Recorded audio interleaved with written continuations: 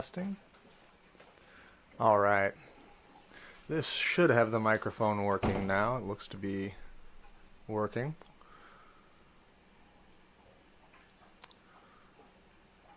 Welcome, denizen of the night.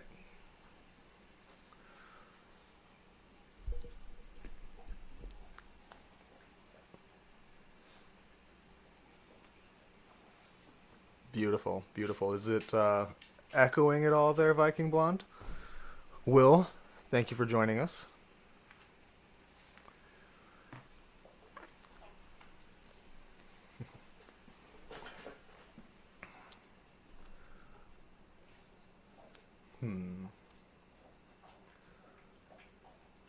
Beautiful, beautiful. I'm going to run through just a couple of different camera settings for a moment. I just want to make sure nothing is being crazy, and then we can dig into the meat and potatoes of the evening.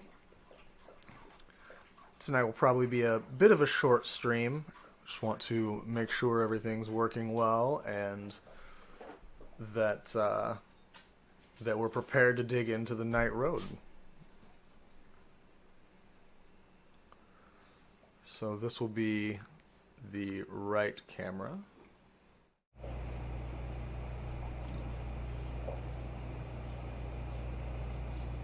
Looks like that should be working fairly well. Oops, why that? How's everybody doing tonight? Did you have a good stream today?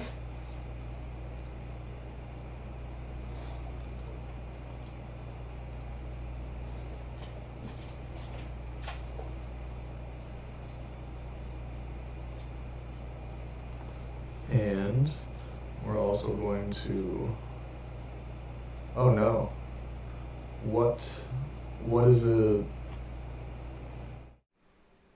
What is that side doing for the sound?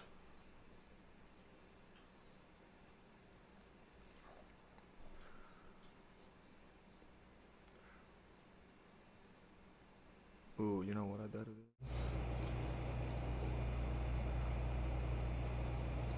Yeah, okay.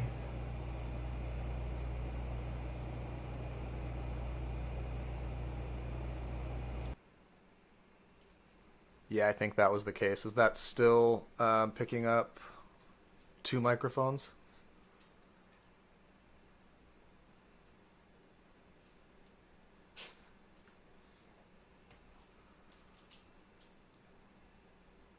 Beautiful, beautiful. That's good to know because that's going to probably be an issue on the next display, but it might be a double issue on the next display. So if I start coming through with triple voice, I am deeply sorry about that. Let's see.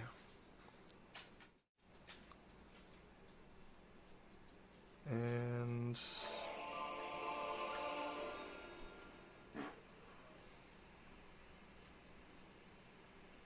see. Okay, that's on capture audio only. Oh, I might not have. And then that's dead. Is the double microphone issue a problem on this screen?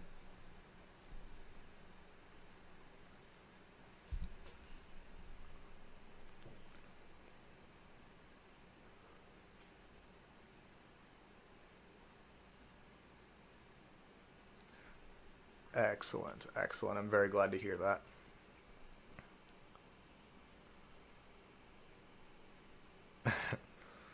So,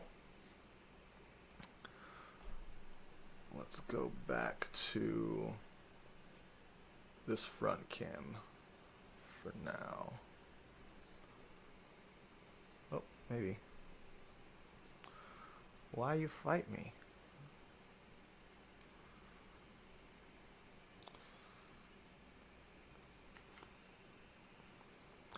My Stream Deck doesn't seem to like to remain focused on being a Stream Deck anytime I move away from the Stream Deck. I haven't quite figured that piece out yet, but it's such a handy tool to have.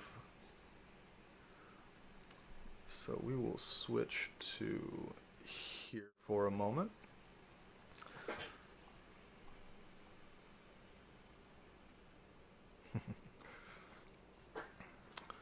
Well, as you can see, we've got a very orange setup here in the basement.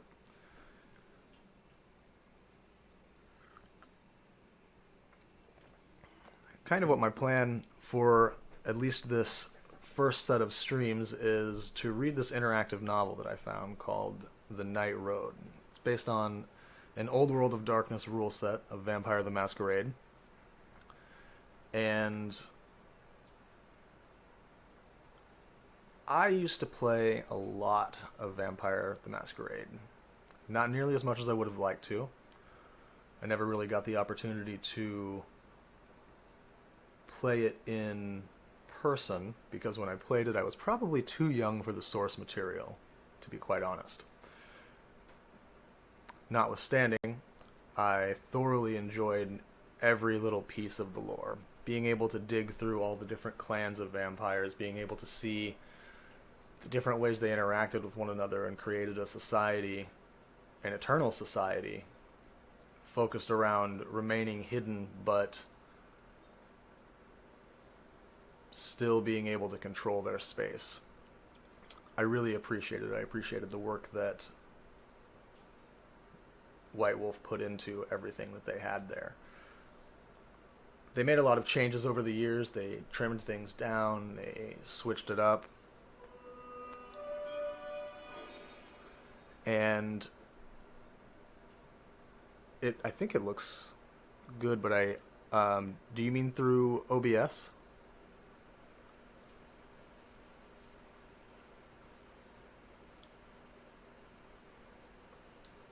Ooh, that's interesting. Oh, snap. Well, thank you, my friends. Thank you for joining us. It's good to see so many denizens of the night. I know many of us are a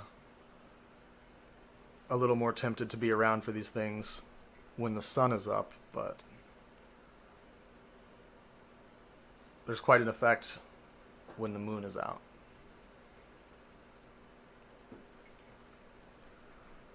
Let me see. I'm not sure why you would be getting sound only from the right side. But this is our first stream. I'd like to thank you all for joining us for this. I was just kind of talking about the ideas for the stream and where we would be going from here. How's everybody doing tonight?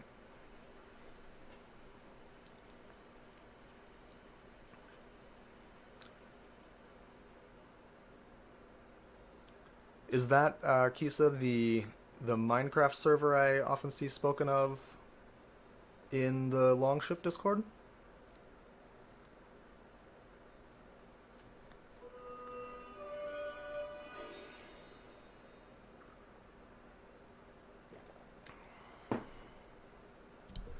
Thank you for that follow, Jam. Very happy to have you join us this evening. Let's see. Sorry, we are still working out a couple of the little kinks in audio and visual representation, so if anything seems off, please shout at me, let me know. I would love to dig through things and be able to fix them before I actually start reading the Night Road.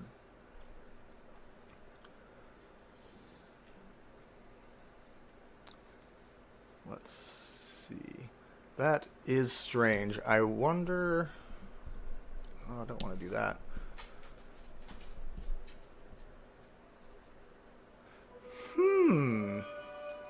Alright. Thank you for that follow, friend.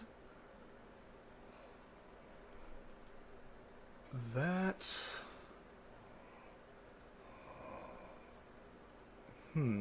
I am not certain on the audio issue. Let me It's not there.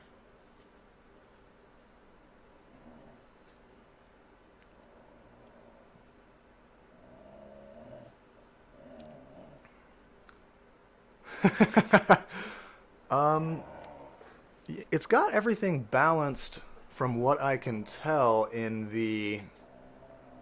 Oh, welcome, Tia. It's good to see you. From what I can tell in the setup, but let me change this display, and my puppies are going to get on the bed because if you cannot hear, she's being quite vocal about it.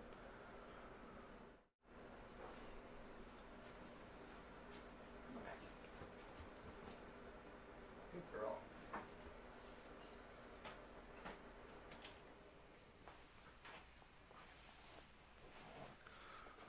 Just doing a little problem solving tonight, and once we've dug through things just a little bit, I will kind of go over what the Night Road is, who created it, and where things will be going from this Stream Zero.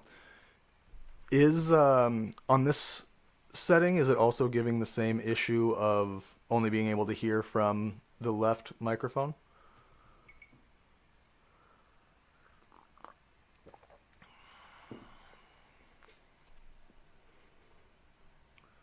What would that be? Audio only, that shouldn't be an issue. Let's set up to that. Open sound settings.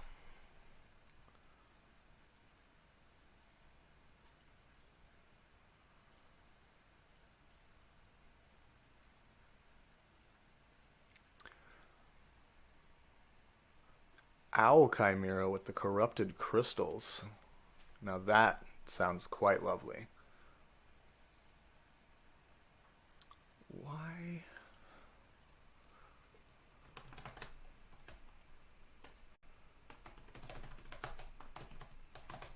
Only...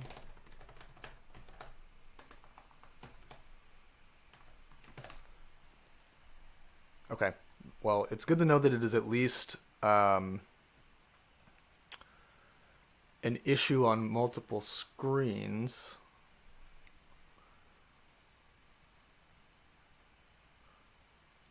Aha. Okay, hold on. This might...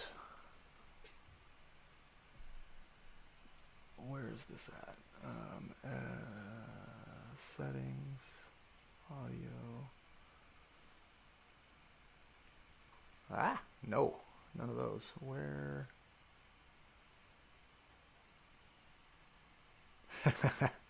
Noodle is being quite sweet. Streaming, recording.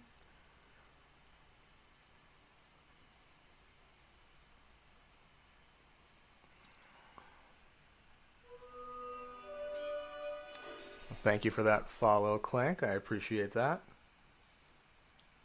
Down mix to mono.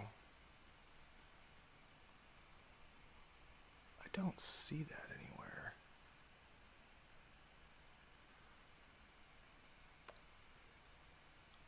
I'm being given some information about how to fix it, but I am... Ah, there we go. All right. Is that fixing the issue of me only coming through one of the two?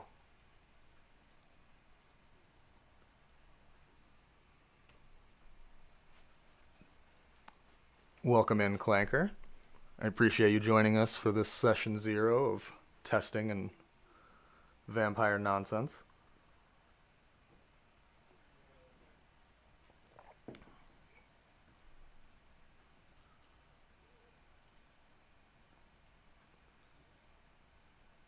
I will absolutely say hi to the fuzzball. From what I was reading, Kisa, and enjoy your sleep. We do all need as much sleep as we can muster. From what I'm reading, it looks like I need to be down mixing my microphone to mono from stereo. I I've done that on this screen, I believe, but I don't know. I don't know if it is working.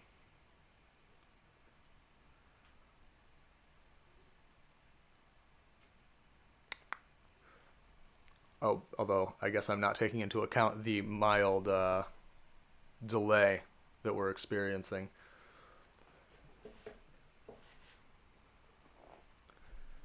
Nice. Lovely. I am going to then switch a couple of displays around and get that issue corrected on the others real quick.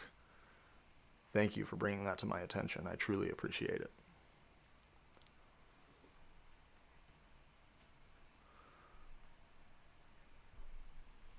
Why you fight me, Stream Deck? Why you do this?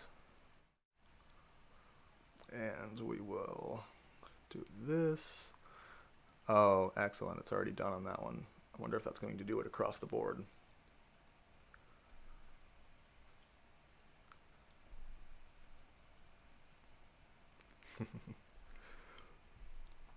Okay, so we've got microphone issues sorted. It appears to be coming through both ears for most people, perhaps all people. I love that. And from what I understand, everything sounds good. I'm not cutting out at all. I'm not having any hissing issues or going too low to hear at any point. Is that correct?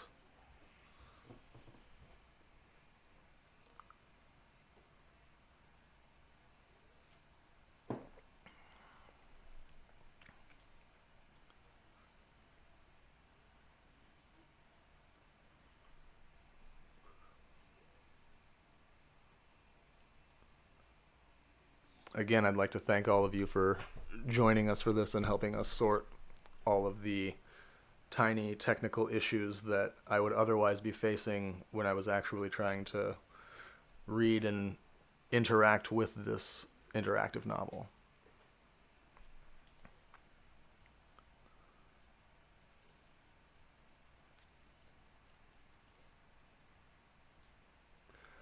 I appreciate that, Jam. Thank you for joining us tonight.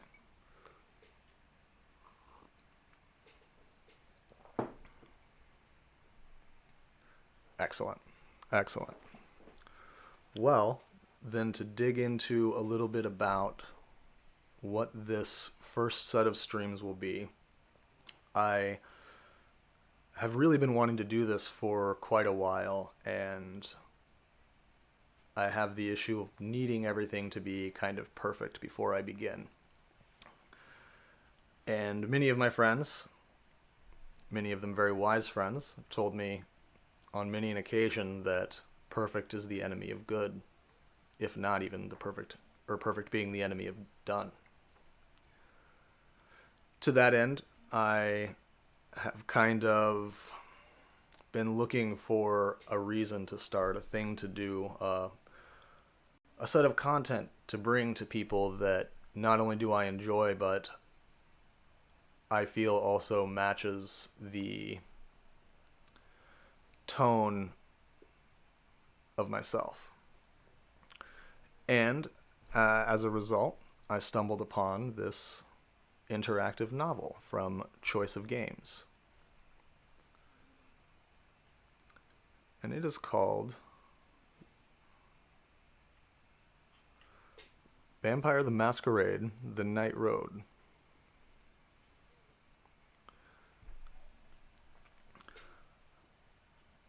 I don't know how familiar everyone here is with the World of Darkness and specifically the Vampire the Masquerade setting. I will go over it a little bit further here in a few moments. Pardon me, decided to get the hiccups just now, apparently.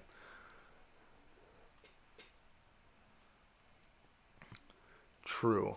Yes, it's trying to do a story read without working audio just doesn't really fly, right? So, Let's see, I'm going to switch scenes here again. If it encounters any more audio issues, let me know, and I should be able to correct those fairly quickly. And we will dig into what the Night Road is.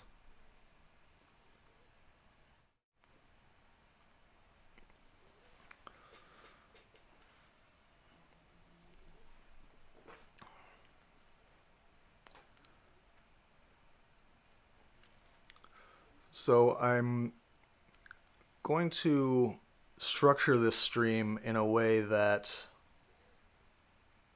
will, I'm not exactly sure how long each stream will run, but I will read out the text of the book itself and allow for you, the audience and community, joining us in shaping the life of this young neonate under the cool Tucson desert skies. Life. How they interact with people, how they shape their world around them as they struggle to make way in the Camarilla underworld of subterfuge. Thank you for that follow, Emhart. Welcome. So, I need to definitely be better about bringing those kinds of notes along with me, Kisa.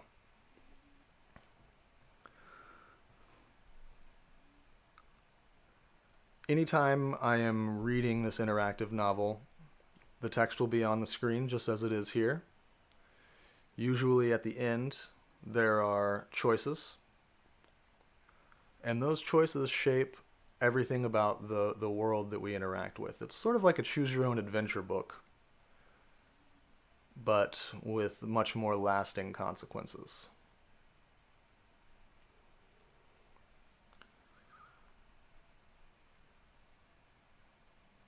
Vampire the Masquerade, The Night Road is a 650,000-word interactive horror novel by Kyle Marquis, based on Vampire the Masquerade and set in the World of Darkness shared story universe.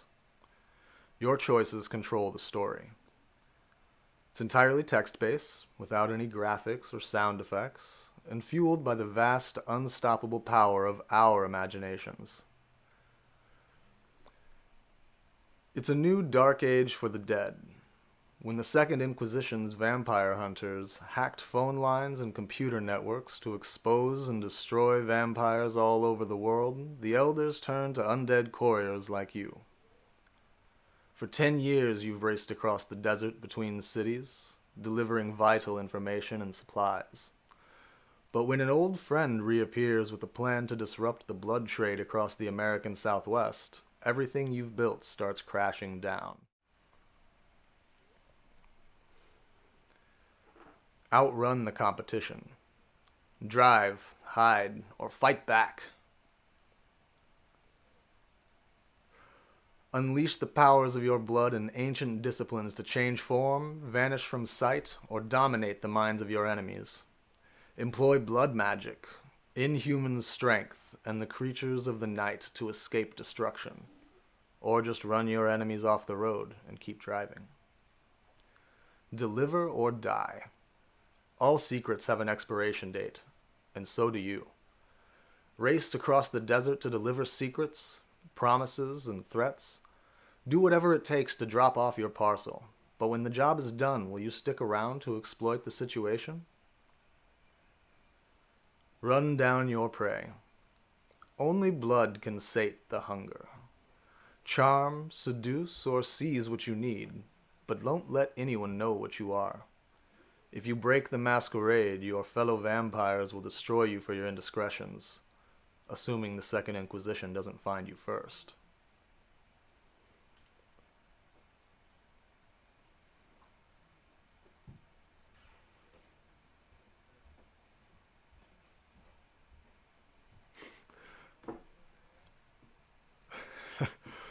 Sasbucks definitely have time to be spent. Besides, we denizens of the night don't sleep when the moon is high. In this game, you can play as male, female, or non-binary, gay, straight, or bisexual.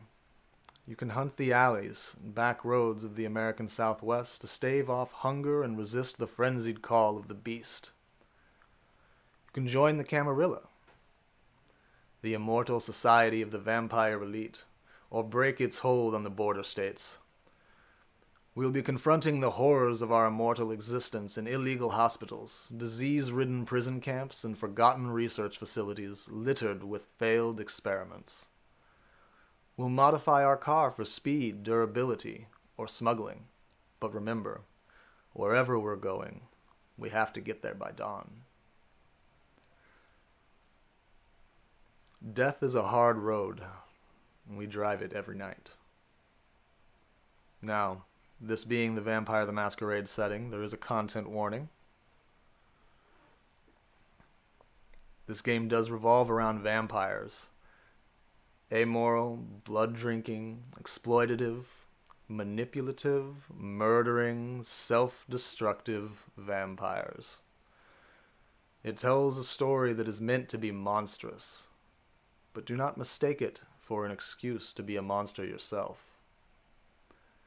Reader, viewer, and participant discretion is advised.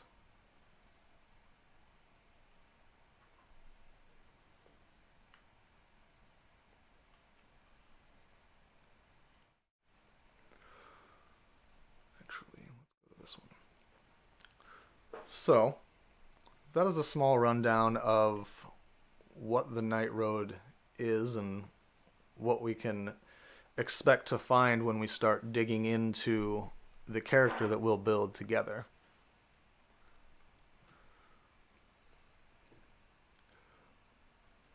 I think Kisa will find that even the lowliest prince has ramifications for those that break the masquerade.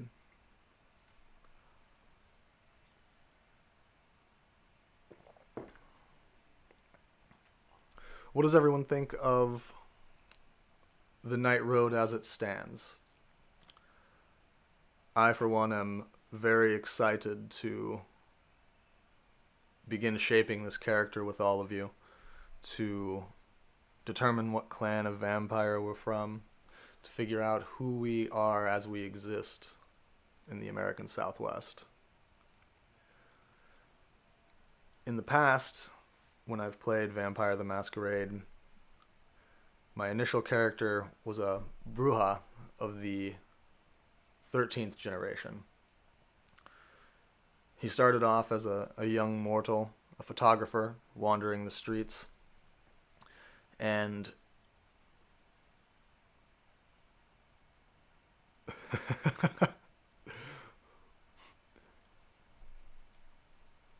and was attacked by a lone Mazambra, a vampire capable of manipulating the shadows to obfuscate the truth.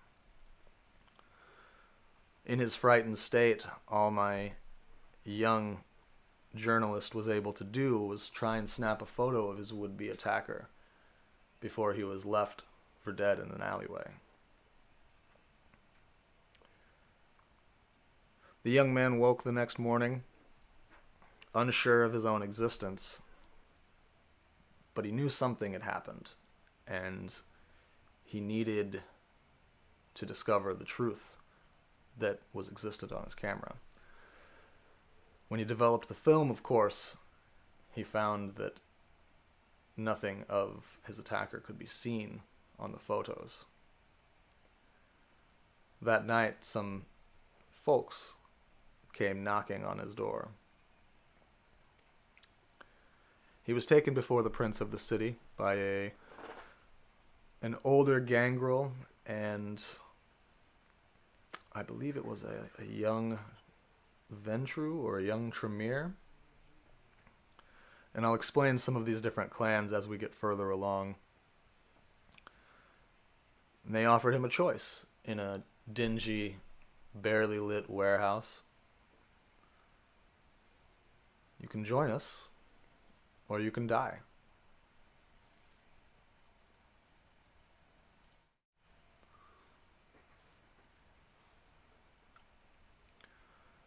Of course, nobody wants to die.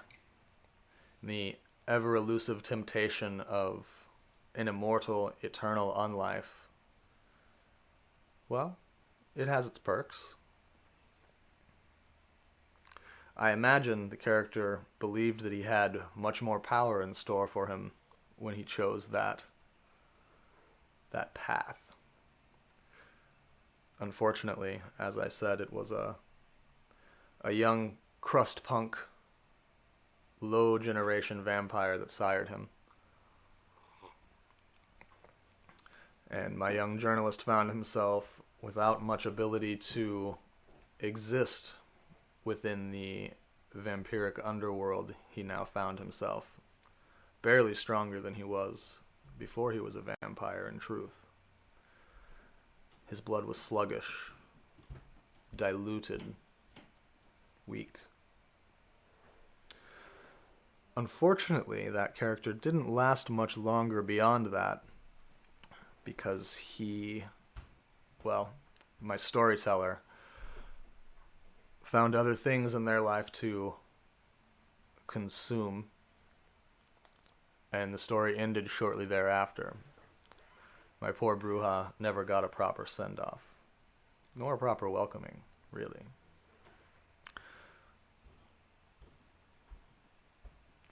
I'm very glad to hear that you're comfy, Kisa. And Will, I don't think that you're the bad guy. More a neutral monster capable of meting out whatever sasbucks need to be met.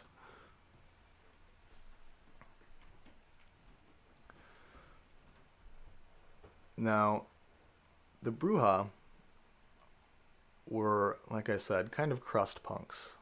They like to buck the system.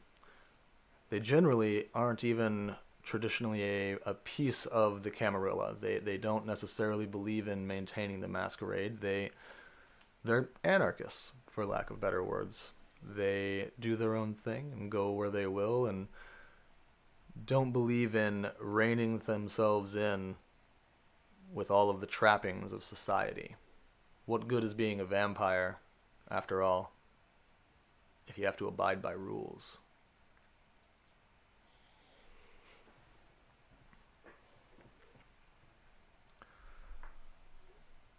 As I was unable to continue with the intrepid journalist turned punk, my next character, I kind of went in an opposite way. I enjoy embracing some of the masks and some of the more monstrous sides of things, and I created a Tzimisce. The Tzimisce are an old clan capable of modifying their body structure at will. They believe in changing themselves in many ways. Ultimately, they're trying to find the perfect and most beautiful form of themselves, for lack of better words. And to that end, they're willing to undergo whatever small things they must do, and whatever large things.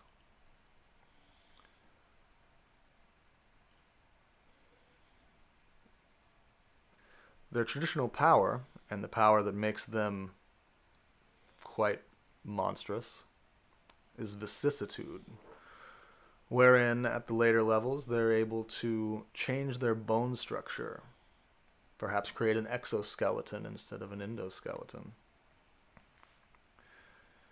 They can modify their limbs, add new limbs to themselves. Whatever thing you could imagine, with the power of their blood, they could bring forth.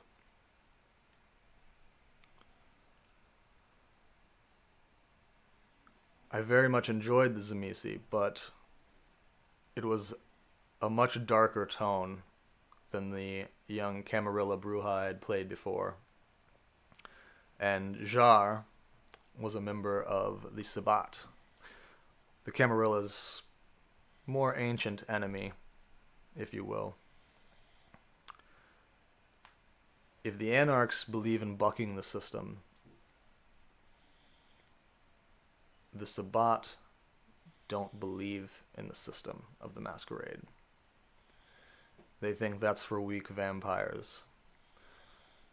They desire more to rule humanity and the planet as a whole through their strength. And to that end, view humans mildly like cattle. This is our food. Why should we hide from our food? We're stronger than them. We're longer lived than them. We hold more power in every sense than the masses of the mortal coil. Why should we bow before what they need to see in order to eke out our existence on this planet?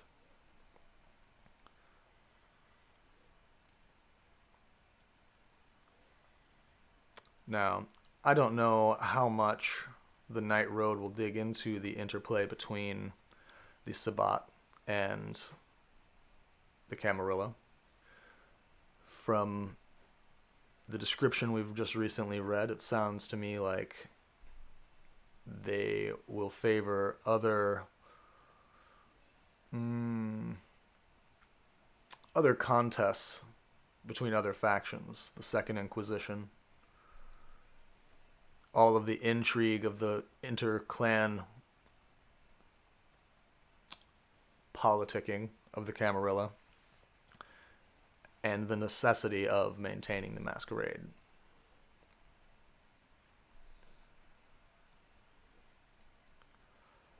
The Night Road was written by Kyle Marquis.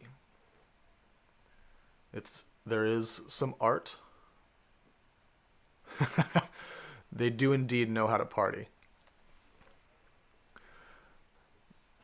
The art in The Night Road is done by Edouard Noisette, while character portraits are created by Amy Wilkins.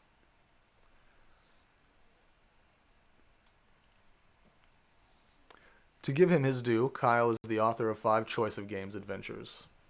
In addition to The Night Road, that includes Empyrean, Silverworld, and The Tower Behind the Moon. To continue his description, he lives in western Massachusetts with his cat, his laptop, and several water-damaged copies of early 90s White Wolf games.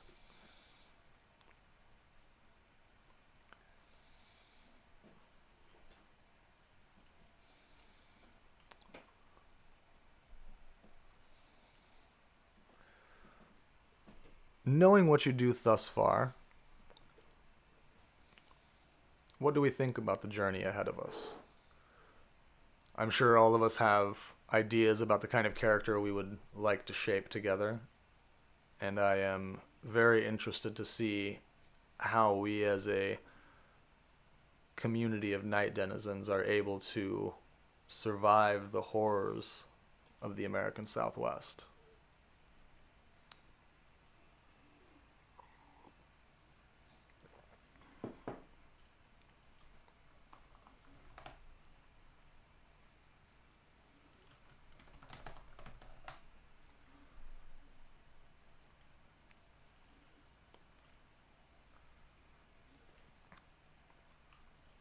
Let's see. Bard Vamp. You would want a Bard Vamp. I think my first introduction to the Bard Vampire would have been Lestat and the Vampire Lestat. Taking on the existence of an 80s heavy metal vampire, a rock star, telling the world everything that is the truth, flaunting the Masquerade for all it's worth, and sending his message to the vampires of the world: come and get me.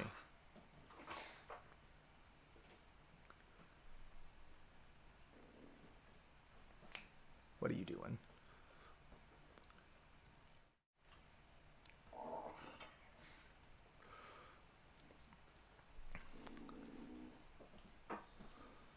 Party Gangrel is a whole trip in more ways than one, I think.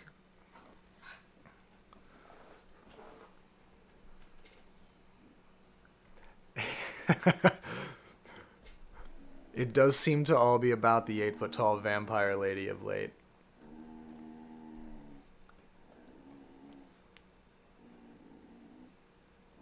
Yes, dog being quite cute and quite needy at that. What? That is Noodle and Buddy in the background. Noodle is the more orange of the two at the moment. She's the one that is growling and wagging her tail. And Buddy, Boonakar, is curled up in the back, trying to get some sleep while his sister groans for attention.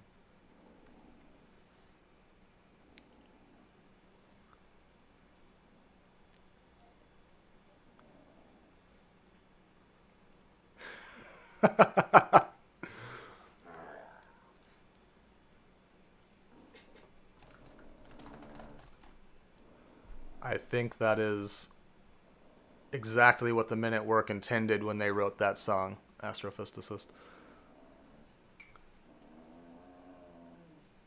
Oh, thank you. They are good names. I've had a an idea for a very long time that dogs deserve nicknames as much as we do. And Noodle started out as Maggie, but through the course of the rhyme game, Maggie became Moodle, and then Moodle became Noodle. I don't really remember how Buddy got his nickname, but Boonakar seems to fit him quite well.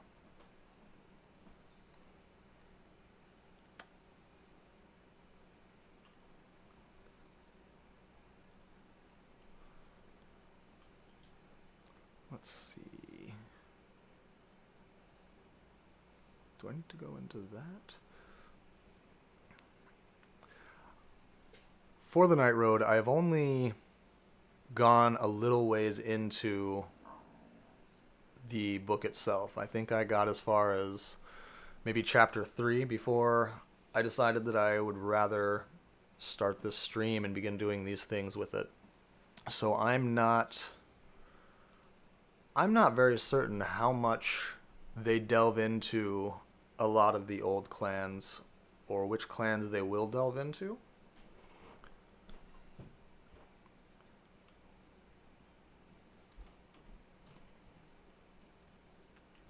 And I don't...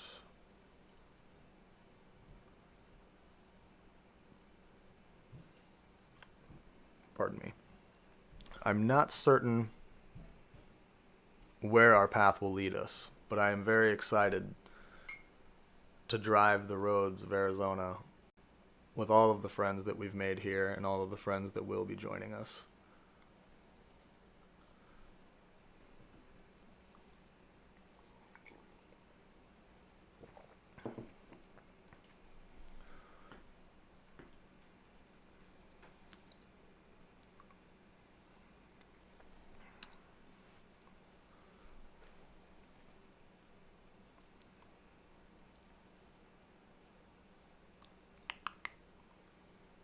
Let's see, where...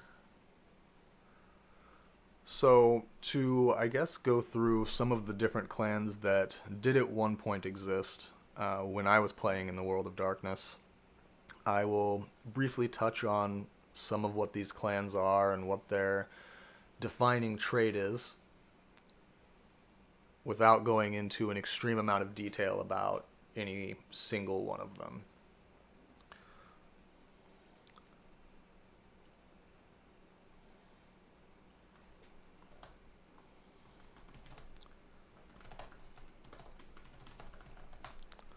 I know that there's been a lot of changes in the World of Darkness since I really dug into things.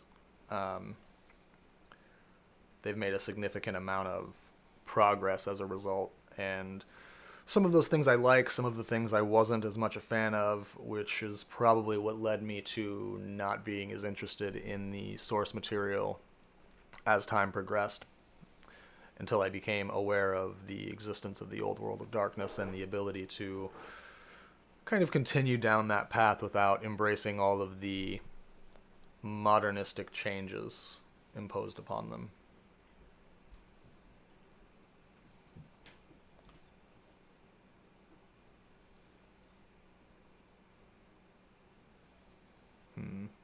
Don't know why it's not working on those.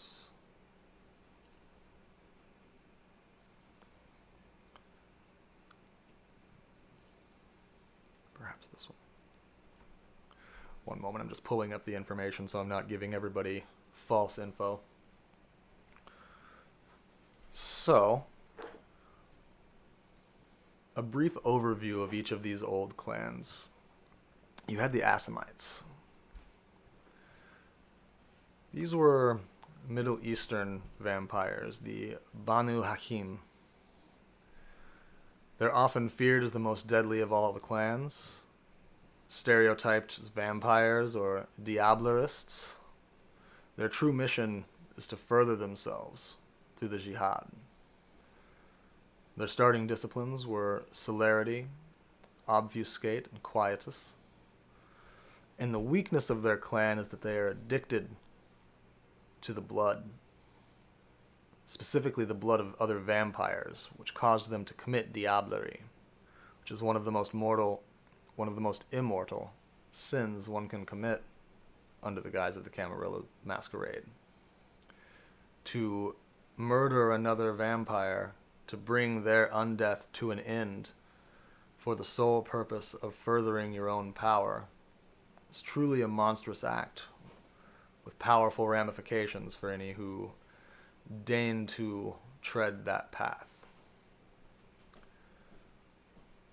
One of the problems with diablerie is the ability for it to cause you to go mad, to take on characteristics of the undeath you've consumed,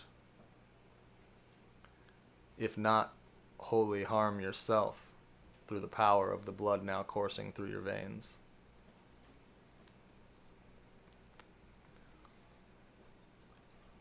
The Bruja. We've kind of gone over them already. They're thought of as bruisers.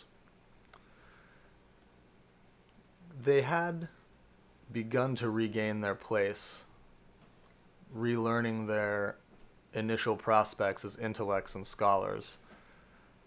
However, due to the ancient blood running through them, however diluted, they are quick to anger and hold extreme passion, which has been a major setback and given rise to the roughneck and rebellious image they have in modern knights. Their starting disciplines are celerity, a quickness, potence, a strength, and presence, the ability to sway the minds of man and undeath alike.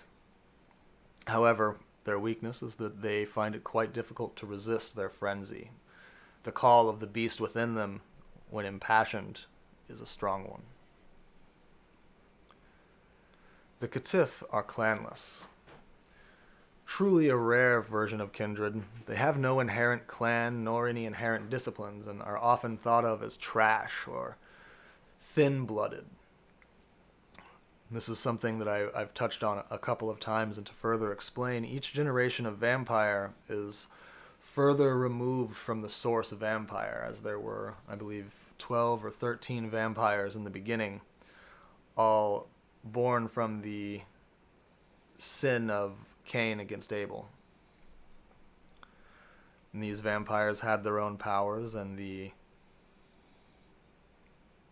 progenitors passed their blood on, who passed their blood on, who passed their blood on, siring more and more vampires of greater and greater dilution of the vitae, until we arrive in modern times. Our 11th, 12th, and 13th generation vampires hold significantly less power than their 6th, 7th, and 8th, or 2nd, 3rd, and 4th generation brethren. Of course, some of these more ancient vampires, the antediluvians, are rarely seen today. They've been around for a very, very long time. The power coursing through their veins is hitherto untold. These clanless vampires, these thin-blooded trash, these are the outcasts of the society of kindred in their own right, and most others degrade them or disrespect them at any given opportunity, sometimes to their own dismay. Their starting disciplines, they don't have any, but they can choose any 3 disciplines to round out their blood. But their weakness is that they generally have to acquire their power at a significantly greater cost than any clan of vampire.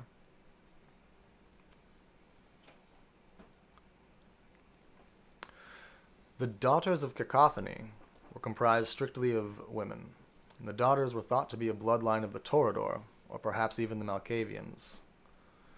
These free spirits rejected any affiliation with either the Camarilla or the Sabbat, but they are often called sirens because of their unique discipline. The Melpomene utilizes songs to influence emotion. Their starting disciplines... thank you for the follow, Moose. Welcome. We're just going over some of the clans of the old world of darkness to integrate people into the story that we'll be telling going forward. The Daughters of Cacophony start off with the Melpomene, fortitude and presence. However, they hear music in their head at all times and have difficulty perceiving the world around them as a result. The followers of Set are simply called Setites. The blood in their veins hails from Egypt herself. Setites believe that their clan originated from the Egyptian god Set, and that ultimately he will once again walk the earth. Because of that, everything that can be done to prepare for that arrival should be done. Followers of Set are often cunning strategists and corrupt business practitioners. They start off with the disciplines of Obfuscate, Presence, and Serpentis. Obfuscation, of course, we've touched on briefly when we spoke of my erstwhile journalist's encounter with the Lazambra. Presence, we've also touched on briefly. And Serpentis,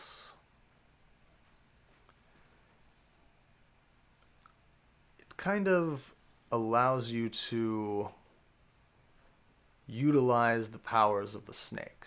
You can immobilize people with your gaze, or lure them in with the charm of the eyes of the serpent. At its most advanced level, you can mark somebody with damnation, make them so hideous that they'll be attacked by anybody that sees them. However, the weakness that the Setites suffer from is that they take double damage if they're ever caught in the sunlight. Their blood might be a little bit stronger, their bloodline a little more intact, but that carries its own struggles. As Will mentioned earlier, the Gangrel, sometimes the party Gangrel, depending on who you are speaking with, are highly animalistic, earthbound. They're nomads who serve as members of the Camarilla in modern nights, and are often utilized as enforcers or guards. They can be quite useful in a number of scenarios.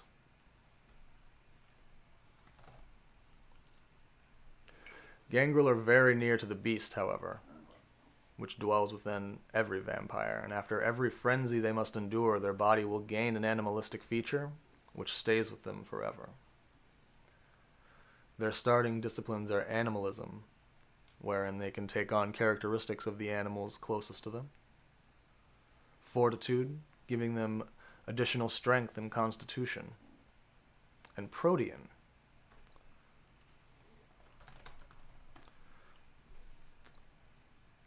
And protean is an ability to change form, not unlike a werewolf, if you will.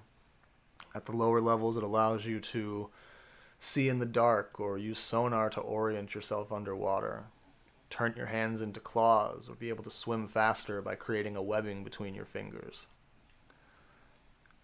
At its more advanced levels, this will allow you to do things like Dracula's ability to turn himself into mist, becoming perceivable to the eye but untouchable by anything except fire, sunlight, and supernatural aggression. One could fit through pipes or crevices. No natural force, however, could disperse you. Pardon. You can also modify the inside of your own body, changing perhaps where your heart's located within, making you more difficult to stake and thus more difficult to eliminate.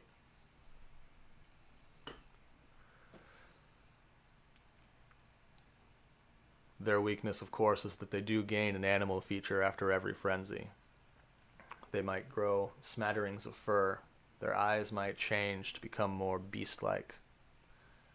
Their teeth might sharpen. Small things that generally might not cause too large an issue, but to the careful observer could certainly create a problem. The Giovanni usurped the clan Cappadocian, and the Giovanni are both a clan and a family. When they embrace new kindred, they embrace strictly within their family, and they focus their efforts on power, money, and the study of necromancy. Often they operate like the mafia in the US, using any tactic from blackmail to brute force to further their family and its goals. Their starting disciplines are the strength of potence, the ability to dominate the weaker minds of lesser men and kindred, and of course the ability to raise from the dead with necromancy. Their weakness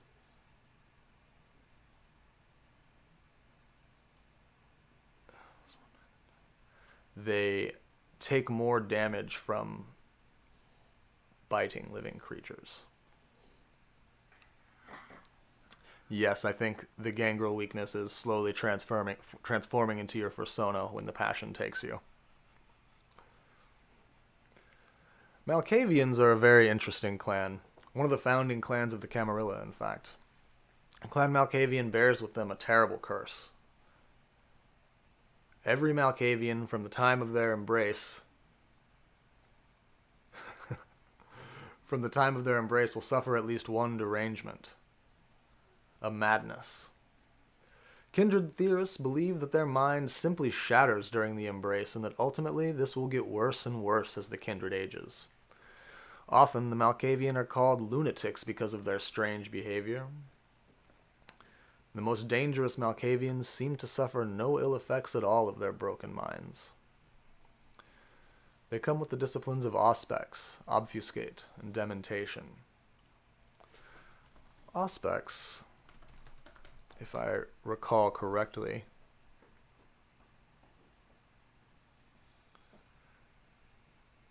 is extra perception. You're able to see further, hear more keenly. You can feel the vibrations in the wind from an enemy moving quite a distance away.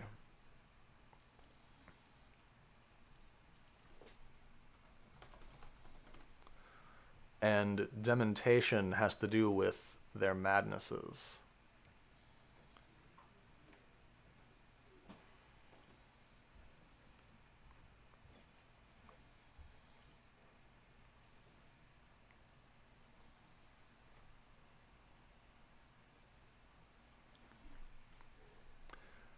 The Nesferatu might be a name people are familiar with, even if they aren't familiar with traditional Vampire the Masquerade clans. And even in the Masquerade, these creatures look much like the undead we know as Nesferatu. However, they're sewer dwellers, members of the Camarilla, still deciding how I want to pronounce that. They're often called spy masters, and these elusive kindred collect the dark secrets of their enemies, selling them for a sum to the Camarilla masters. They bear with them the most visible of the Cainite curses, however, and every Nesferatu from the time of their embrace is horribly and irreversibly twisted into a grotesque version of their former self. They come with animalism, obfuscate, and potence.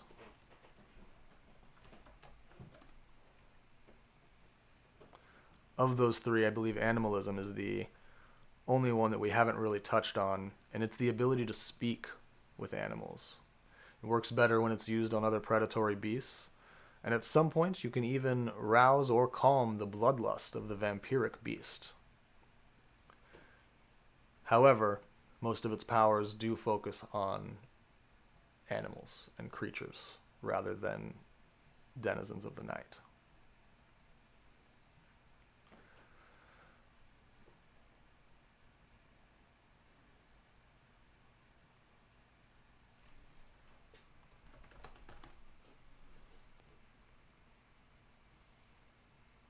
The Ravnus are the Romani people, or are derived from the Romani people, rather. They cling very deeply to their independent ways, are often found in casinos in modern nights, where these illusionists find themselves on stage performing amazing magic that boggles the mind of even the most promising magicians. You generally won't know that you've encountered a Ravnus until it's far, far too late.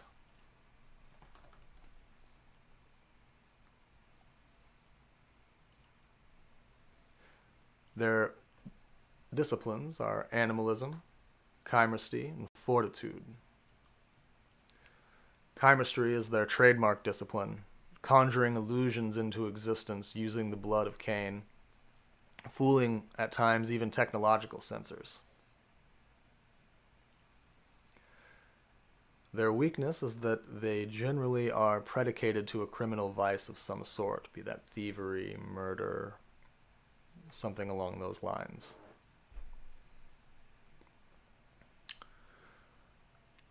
The Salubri have been reduced to a mere bloodline in modern nights after the destruction of their leader, Salat.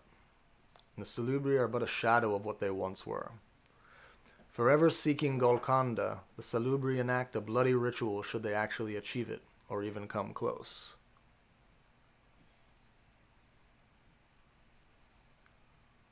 There are said to be only 7 Salubri in existence, and the clan is divided into 2 branches, the healers and the warriors, each with their own unique traits and weaknesses. And their disciplines are auspex and fortitude, and then for the healers, Obeah and Valeran for the warriors.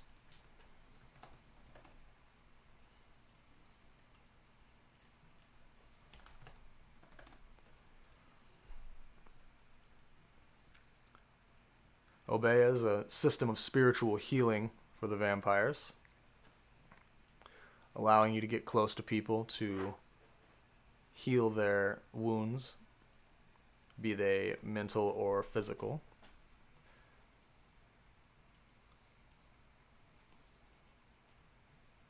And the Valeran discipline really focuses on one of the things that's actually their weakness, a third eye set in the middle of their forehead.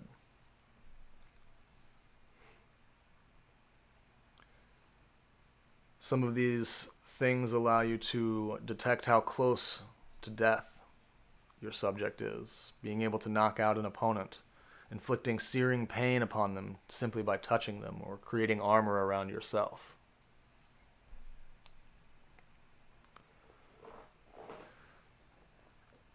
The Samdi are next, a supposed bloodline of Clan Nesferatu hailing from the Caribbean. Voodoo practitioners who hold the dark demi-deity Baron Samdi in the highest of regards. Clan Samdi is often mistrusted and misunderstood. As if their way of life wasn't bad enough, the Samdi also possess a horrid curse of the embrace that causes their bodies to literally appear to be in the middle of rotting at all times, with the smell to boot. This has earned their clan the nickname Zombies.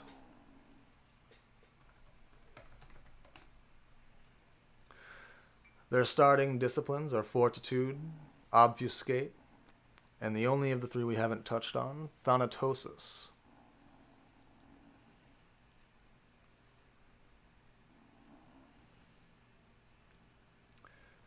There isn't much information, it seems, available about Thonatosis. However, from what I've understood about it in the past, it's kind of the ability to feign their death or to continue about their unlife despite the constant rotting that their body is undergoing.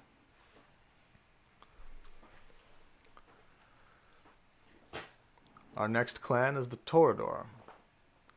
Known for being the most sensual, beautiful, sexual, and seductive of all kindred clans, these are members of the Camarilla, and they require the cover of the Masquerade to ultimately survive. They hunt in the society both for blood and for information, and have given rise to the vampire stereotype of the snob who hunts amongst society. Traditionally, the Torador are artists, bards. They take great pride and pleasure in creating, and create simply for the sake of beauty. Their starting disciplines are celerity, auspex, and presence, a quickness, a sight, and an ability to project yourself into whatever space you need amongst the minds and hearts of men and kindred alike. However, their weakness is that any time they are encountered with beauty of any form, they must use their willpower to break a hypnotic gaze at said beauty.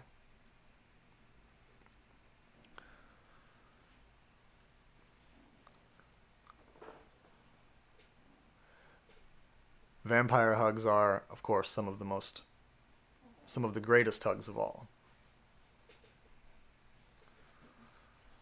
The Tremere are the second youngest of the clans. They came into being only in the Dark Ages, but they are one of the strongest pillars in the Camarilla organization, both an integral part of its defense and support.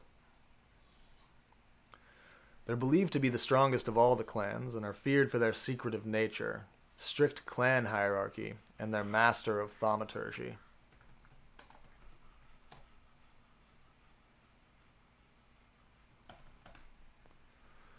Their starting disciplines are thaumaturgy, auspex, and dominate. Of those three, thaumaturgy is a blood magic. Sorcerous rituals taken on by the clan, sometimes singly, sometimes in groups.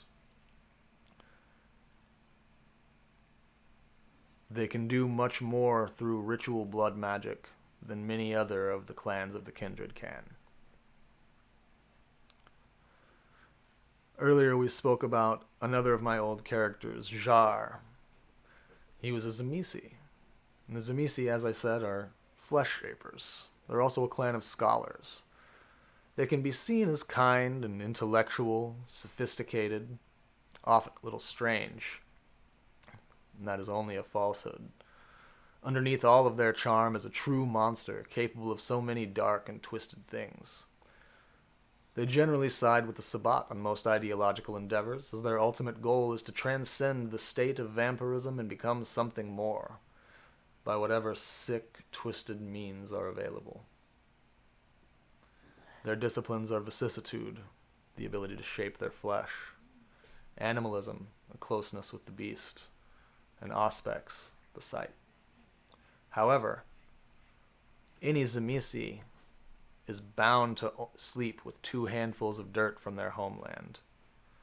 If they aren't sleeping in at least 2 handfuls of dirt from their homeland, they're weakened, more prone to frenzy, to the call of the beast, and eventually a release from their unlife.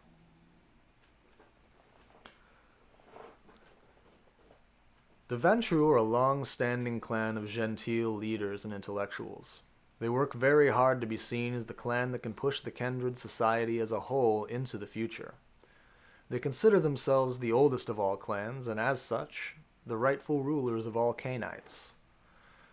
Few clans are able to challenge this claim, and many, ultimately, choose not to. Their starting disciplines are dominate, fortitude, and presence, an ability to sway the minds of human and kindred alike, a strength and constitution, and a presence, an ability to project the charm of yourself amongst the people. Their weakness, however, is an extreme prey exclusion. You won't find Ventru feeding on the rats of the city. You won't find them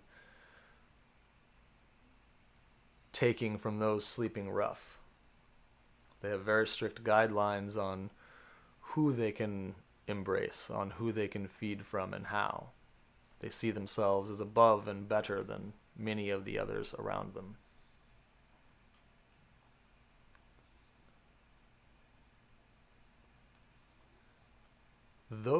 That rather is a small rundown of the different base clans and bloodlines of the old world of darkness.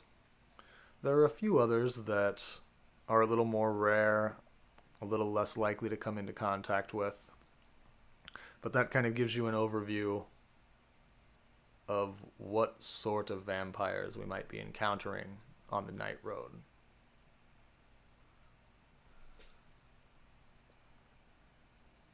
And it sounds like we've enjoyed the Daughters of Cacophony, the Gangrel, the Giovanni,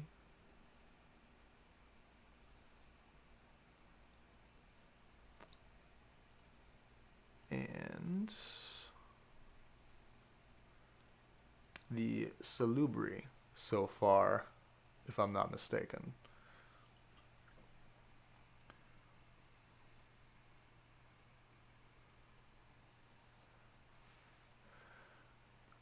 I think so too, Moose. The Tremere have such a mysticism about them.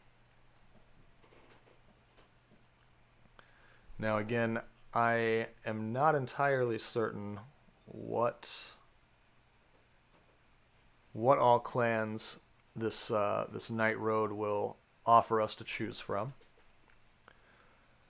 but I'm certainly excited to dig into them with you all. Welcome, Dash. The Malkavians are also quite interesting. The madnesses inherent within each Malkavian really gives each of them a uniqueness, I think. And I think within every burst of madness that exists, there is an inherent sight that others tend to brush off as non-existent.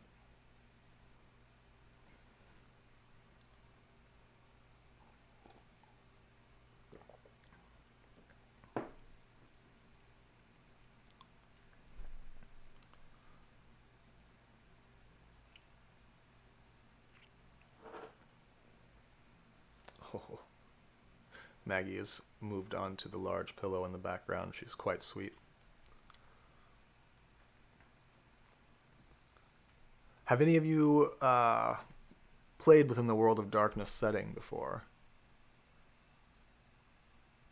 Sounds like some of us are familiar with it, whether that's from the outside or from having actually played it.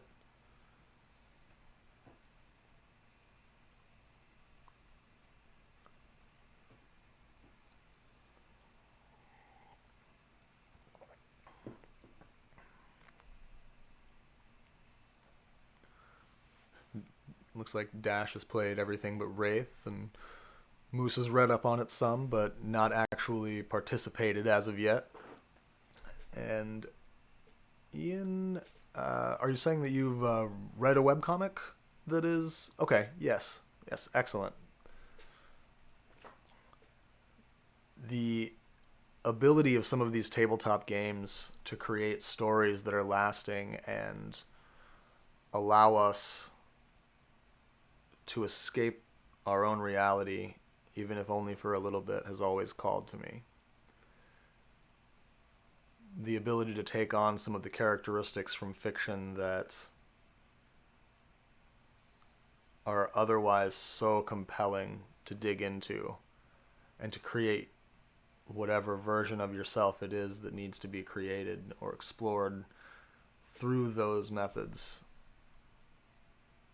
is such an intriguing vision of what these games offer.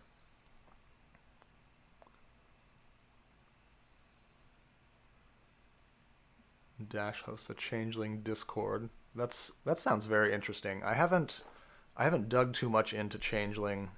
I think I played vampire, werewolf, and demon more than any of the others. But everything I read about changeling looked quite interesting. That's a very good question, Moose. It seems like in New World of Darkness, I think you're playing more against the machine of the machined framework of existence. And I always played Old World of Darkness as all of these creatures are kind of existent within each other's frames. Werewolves existed, the demons existed, the vampires existed, and you might come into contact with any of those different creatures at any given time. But I haven't played too much of New World of Darkness, so I am not able to answer that quite well. Yes, Chronicle of Darkness, that's right.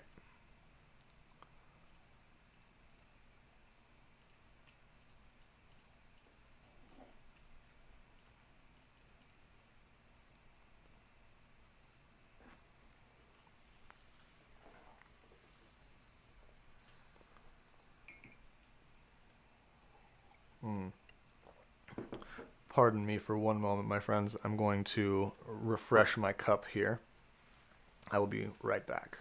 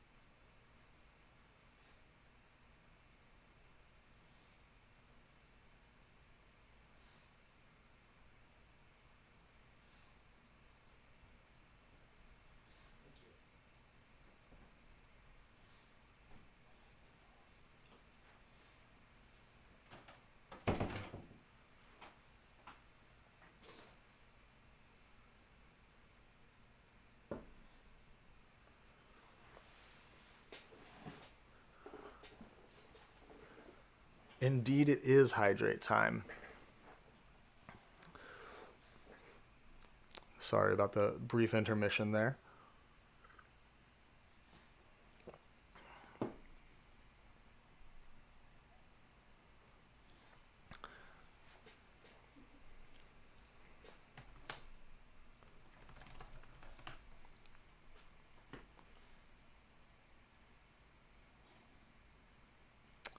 Oh, yes. Mage was always very intriguing to me from an outside perspective. I only ever heard about it tangentially. I think I opened up the source books a couple of times but it was very interesting to me, their connection with the Tremere and their ability to remain obfuscated from the Awaken or the Kindred. And also playing Werewolf, the conflicts that they were entered into with the mages made them seem like a very worthwhile enemy, but also a very intriguing one.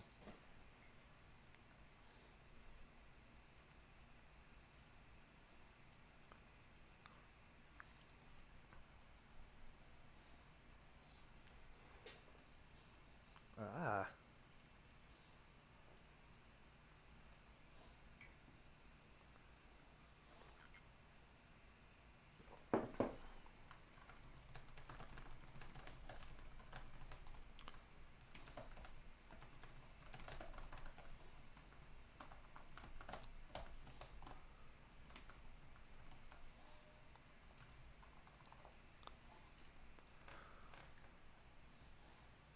All right.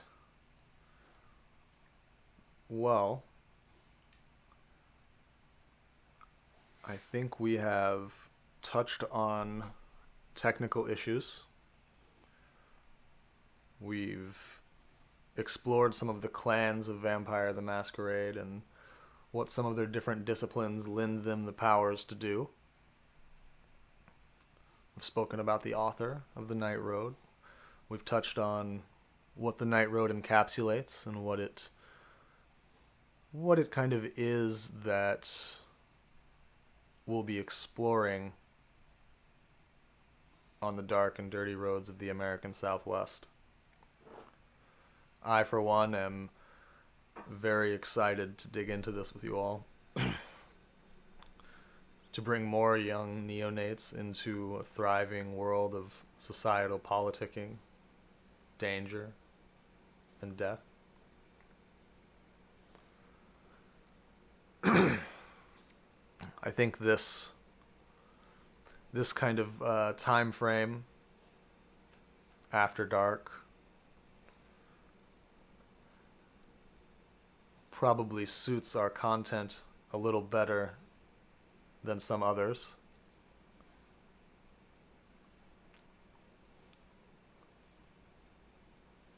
And I think at this point we are more or less through what I had intended for this Session 0 stream. I appreciate all of you for joining and participating. I think we have a lot of willful minds that will add a sturdy backbone to our journey as we progress. Yeah, Moose, we definitely, that's how one turns to ashes.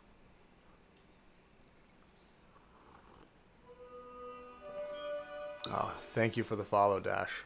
I think that this is around the 10 o'clock West Coast time frame is when I'll probably remain starting. Give people time to relax and settle in. Grab a nice cup of whatever thing it is that we are mutually drinking and together tell the tale of our new kindred on the loose.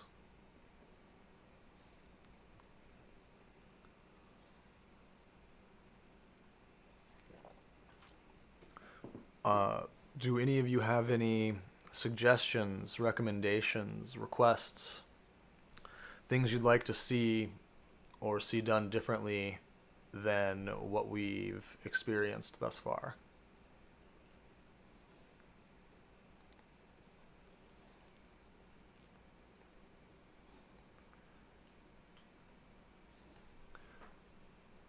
A nice cup of something red indeed.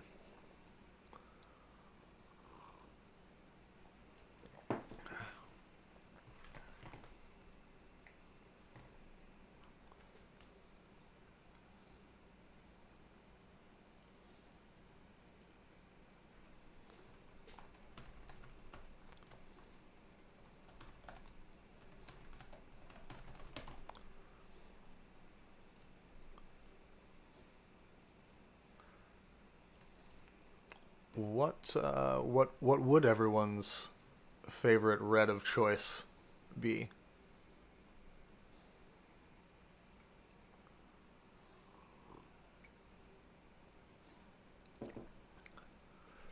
Ah, so Night Road Moose, and for anyone else who came in halfway through, is an interactive horror novel from Kyle Marquis. It's about 650,000 words and is kind of a choose your own adventure within the Masquerade framework.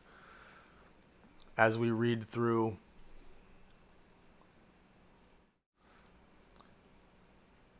as we read through the novel itself, I'll present you with the text of each portion, and then as a group we'll be presented with different choices. At the beginning, these choices will be selecting our clan, selecting some starting information about our character. And as the story progresses, this will become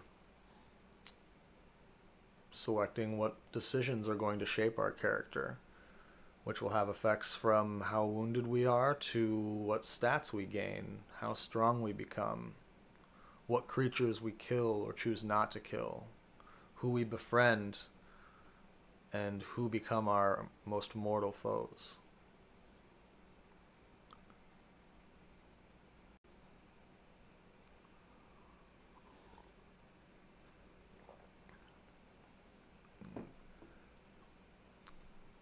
And again, this is a game that revolves around, or a story that revolves around vampires. This is not necessarily for the faint of heart. However, I do want this to be a community that can rely on each other. I think whatever fascination we may have with undeath or vampires or any of those more monstrous forms of humanity that may or may not exist, within ourselves there can still be that deep and ever abiding love for all humans. It's important that we remember to be there for one another, to be able to listen, to share, and to be kind.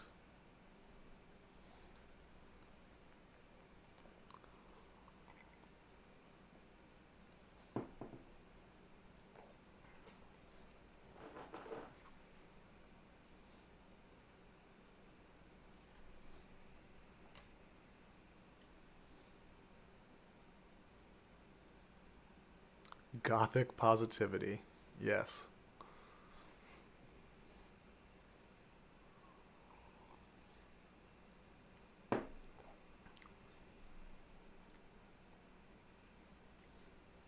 Where? Oh, that's much better.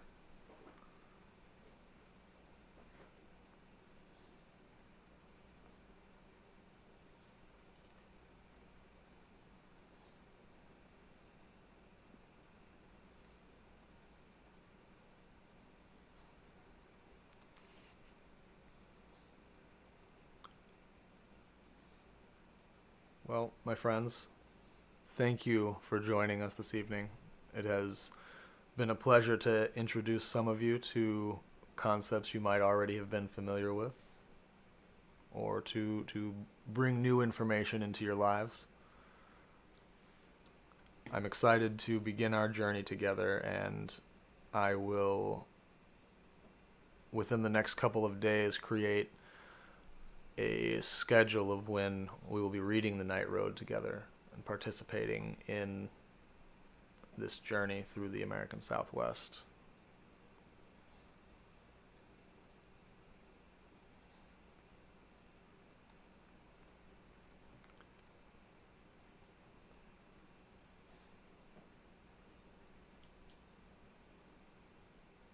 Again, for any who might have missed it earlier, this is going to be around the time frame that we begin things, around 10 o'clock, and I will have a set of days in the next day or two of when this will be occurring. If it,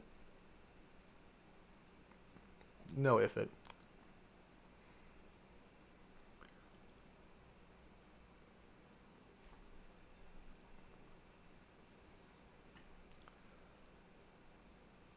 all of that said, thank you again for joining us and helping me work out the minor details of audio technicalities and video technicalities.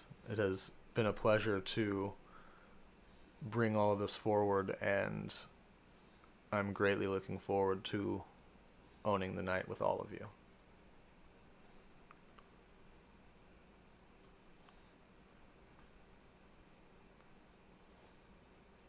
With that, my friends, I bid you adieu and look forward to our eventual return to the night.